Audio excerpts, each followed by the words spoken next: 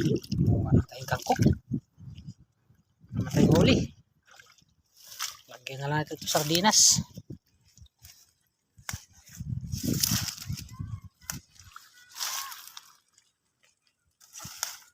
Daming ulam dito mga idol. Guys, ito na yung kinuha ko sa ilog. Magluluto tayo ng pulutan. Kengkong. Ano to eh, kamay na lang natin to para mikos-mikos. Mikos-mikos.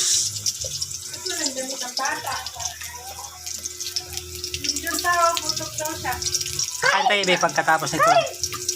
Lutuin natin tong kangkong, madali lang to. Magadobo tayong kangkong.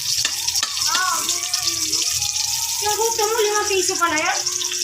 Di ba yung kumain tanghalian doon? Kumain yan, sabay natin yan.